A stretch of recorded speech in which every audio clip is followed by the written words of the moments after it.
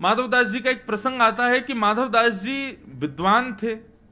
माधवदास जी जगन्नाथ जी के सन्मुख जब जाते थे तब जगन्नाथ जी आनंद विभोर हो जाते थे और दर्शनार्थी प्रतीक्षा इस बात की करते थे कि माधवदास जब मंदिर में जाएगा तब हम जाएंगे। क्यों? बोले उस समय के जगन्नाथ जी अलग ही दिखते हैं। जगन्नाथ जी के अधरों पर मुस्कान कुछ ज्यादा आ जाती है, जगन्नाथ जी थोड़े थोड़े हिलने लग जाते हैं, मचलने लग जाते हैं, माधवदास आ गया। तो इससे हुआ क्या कि माधवदास जी को बड़ा यश मिलने लगा। एक बात स्पष्ट कर दें बंधुओं, ठाकुर जी यदि आपको बहुत यश दिलाने लग जाएं, बहुत प्रशंसा आपकी करवाने लग जाएं, सब लोग आपको पूछने लग जाएं, बहुत आपका नाम होने लग जाए, तो यह समझना ठाकुर जी आपकी परीक्षा ले रहे हैं। आप उस यश से, उस नाम से, उस ऐश्वर्य से रीझ रहे हो तो ठाकुर जी समझ जाना आपको फेल कर देंगे। ये यश मान प्रतिष्ठा ठाकुर जी इसीलिए देते हैं ताकि उसमें आसक्त होकर आप ठाकुर जी को छोड़ दो। ये परीक्षा है हमारी। इसलिए हम एक बात कहते हैं, जो अपनो सुख चाहे हो तो मूर्ख बन के रहो। यदि अपना सुख चाहते हो तो मूर्ख बन के रहो। ज्यादा विद्वान चतुर बन के रहोगे तो ये समझ लेना ठाकुर जी आपको एग्जामिनेशन में फेल कर देंगे, खुद से दूर कर देंगे। माधवदास जी के साथ में यही हुआ। माधवदास जी का इतना यश होने लगा जगन्नाथपुरी में, वो जहां जाते ओ महाराज पुष्प बरसा रहे हैं, लोग माला पहना रहे हैं, इतना उतना सम्मान होता है उनका।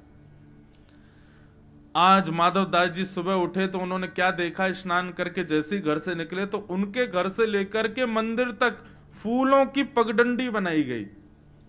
माधवदास बोले मैं दर्शन करने जा रहा हूं जगन्नाथ जी के, ये सब आप क्या कर देते हैं? वैष्णव बोले नहीं नहीं, आप हमारे गुरु हैं, आप हमारे ये हैं वो हैं, इतनी आपको देख करके हमको आनंद होता है। माधवदास जी जगन्नाथ जी को तिरछी नजर से देखे और बोले ये सब आप ही कर रहे हो, मुझे इतना यश आप इसलिए दिलवा रहे हो ताकि मैं इस यश में अधीन हो जाऊं और आपसे दूर हो जाऊं। एक बात मानिएगा बंधुओं, सम्मान जितना हो सके अस्वीकार करो, क्योंकि आपने सम्मान को स्वीकार किया ना तो आप आदी हो जाओगे उसको बार बार लेने के।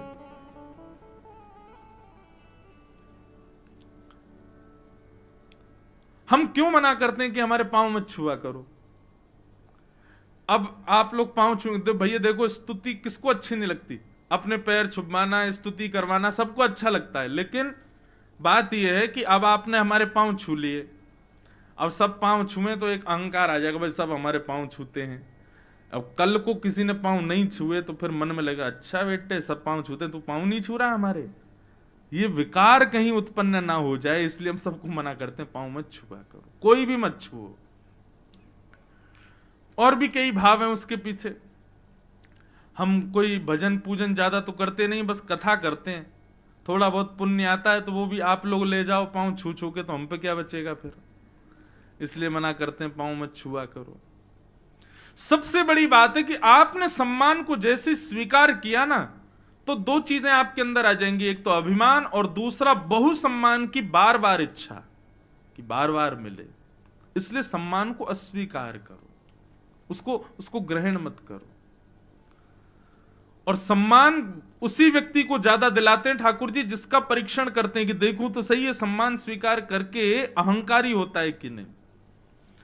माधवदास जी अपने आप को बचाने लगे।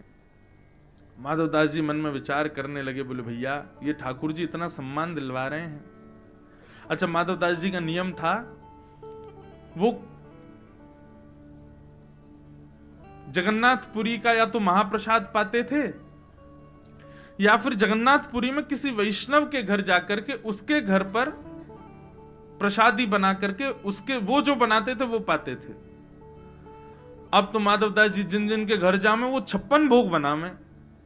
माधवदास जी हमारे घर भोजन करने आ रहे हैं, 56 भोग बनाओ।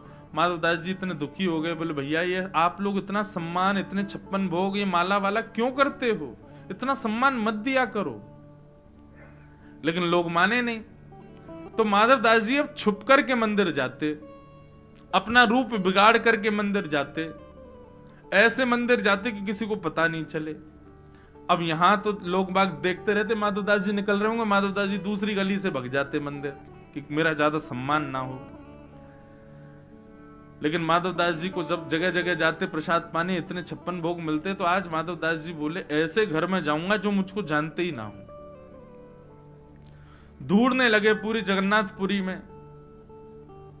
तभी उन्होंने देखा कि एक गली में एक वृद्ध मैया और हाथ में डंडा लिए और बच्चों के पीछे भाग रही थी, गली के बच्चों के पीछे मारते हुए। कई माताएं बड़ी तेज होती है ना, गली के बच्चे खेलते हैं तो उन पर भी चिल्लाती हैं, ऐसी वो माता जी थी। माधवदास जी ने जैसे ही देखा कि बच्चों के पीछे भाग रही हैं, अड़ोसी पड़ोसी के बच्चों को डरा धमका रही हैं और बच्चे उनको और छेड़ रहे हैं, चिड़चिड़ा रही हैं वो माता जी। माधवदास जी बोले मिल गए यजमान, ये बहुत बढ़िया यजमान है हमारे, इन्हीं के पास चलो। और माधवदास जी उनके घर पहुंच गए।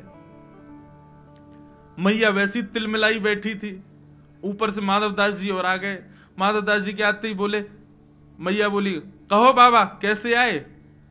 बोले मैया हम माधवदास हैं, घर घर जाके भिक्षा पाते हैं, आज आपके घर का नंबर है, भिक्षा पवाओ। मैया बोली इतने घरन में मेरो ही घर मिलो तुमको। बोले मैया प्रेम से पवा दो ना। अब यही तो माधवदास जी, देखिए बहुत सम्मान मिले तो उसको बराबर करने के लिए माधवदास जी जबरदस्ती ऐसी जगह गए जहां उनका अपमान हो। भक्ति पथ बंधुओं में फिर कहूंगा साधारण नहीं है। जैसे कि आप मीठा खा लो तो मीठा खाने के बाद कुछ नमकीन चाहिए ना, क्यों? ताकि जिह्वा पर जो स्वाद है वो बराबर हो जाए।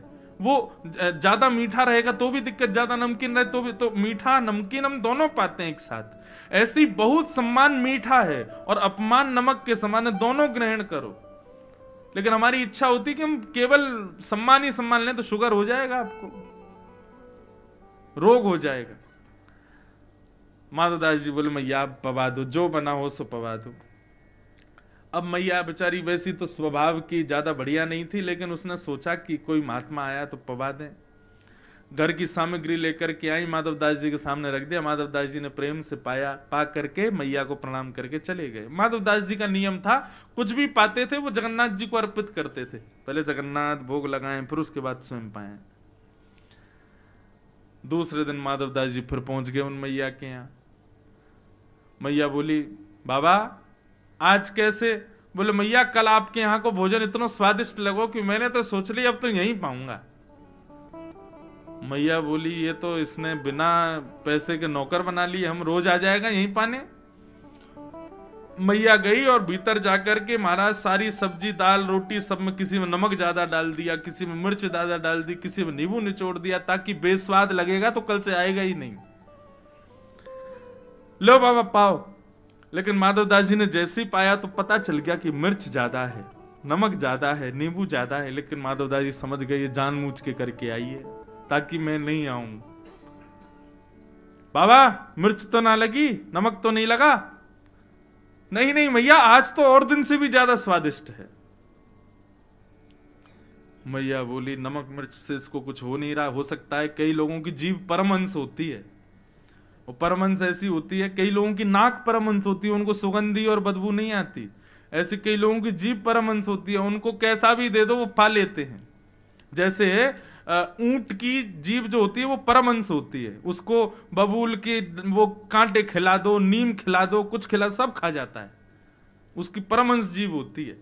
ऐसे ही बोले मैया ने सोची इनकी जीभ परमहंस है, इससे कोई काम नहीं होने वाला है, क्या करें।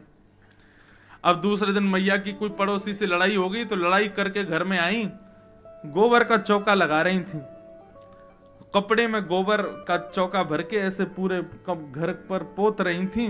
इतने में माधवदास आ गए, मैया भिक्षाम देही, जय जगन्नाथ।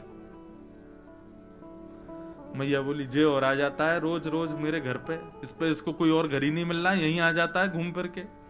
यहाँ मेरी लड़ाई हो गई है और ऊपर से अब ये और आ गया है, क्या है? बोले माते भिक्षाम देही, भिक्षा दो।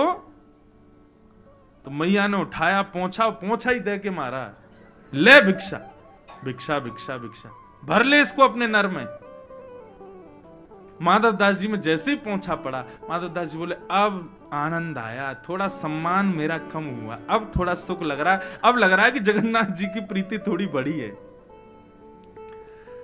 लेकिन जगन्नाथ माधवदास जी तो जो मिल जाए भिक्षा में उसको स्वीकार करते हैं। अब पहुंचा कैसे स्वीकार कर, अच्छा खुद स्वीकार कर लें तो बात, जो मिलता है पहले जगन्नाथ जी को देते हैं फिर स्वीकार करते हैं। अब पहुंचा लेकर के बाहर खड़े हो गए सिंह द्वार पे, वहीं सिंह द्वार पे भीतर पतित पावन भगवान के दर्शन होते हैं। माधवदास जी बोले आज तो भिक्षा में पहुंचा मिला है, जगन्नाथ जी बताओ कैसे दें आपको। तभी मन में भाव आया, पहुंचा धो करके और उसके सारे रेशे निकाल करके सुखा करके उसका बढ़िया दिया बनाया, दिया बना करके घी पधरा दिया, अग्नि प्रज्वलित करके महादेव श्री जगन्नाथ जी की मंगल आरती करके उसको अर्पित कर दिया जगन्नाथ जी। ऐसे थे श्री माधवदास। अब बताओ ऐसा व्यवहार स्वभाव किसी का हो, वो जगन्नाथ जी उससे प्रेम नहीं करेंगे?